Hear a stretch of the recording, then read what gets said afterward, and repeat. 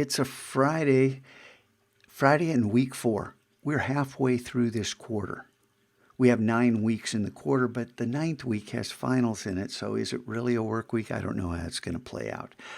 We'll figure it out when we get there. But for right now, just know this is the point at which we really need to pick up speed and you need to start producing work.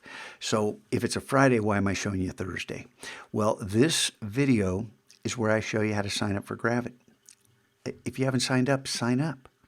And if you're not going to use it, if you're going to use Illustrator, okay, but know that I have to, I have only so much time, and I'm going to build resources for the Chromebooks because that's where most of us are. So we have to use these tools. If you want to use Illustrator, you can, but you're kind of going to be on your own.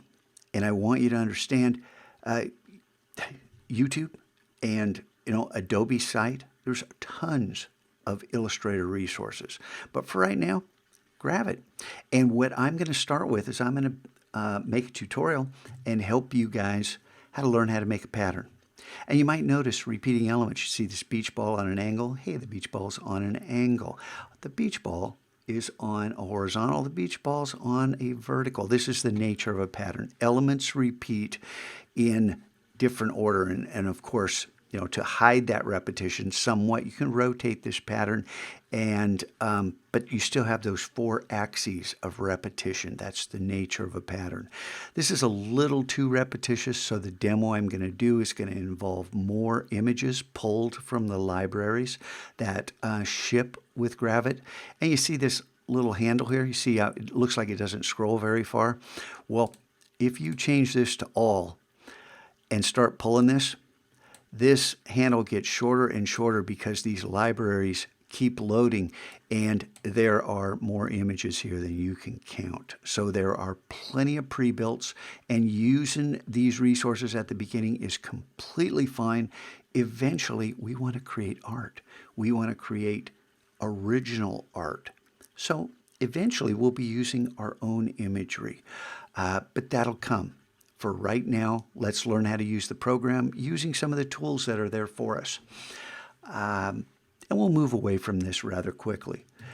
Over here on the map, if I switch browsers to my student account, the video you're watching, of course, is here in Friday, but the tutorial is under this Gravit Designer Mother Mission.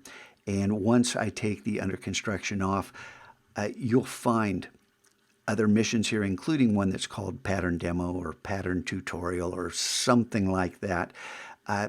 These names may change, the orders may change, but just know I'm going to put this resource here. Will it be ready on Friday? I don't know. It's too hot. I couldn't sleep. I'm up in the middle of the night. Maybe I'll get this done for Friday. Maybe I'll get it done over the weekend. Who knows? But for now, there's plenty for you to do. And because this is the end of week 4, I just want to remind you, after week 5's done, I have to do progress reports. I want to see imagery.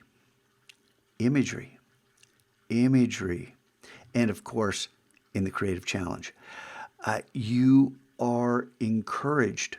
I've already submitted stuff. Well, look at that stuff you submitted and go back to Wednesday where I show you about Photoshop Express. Remember that?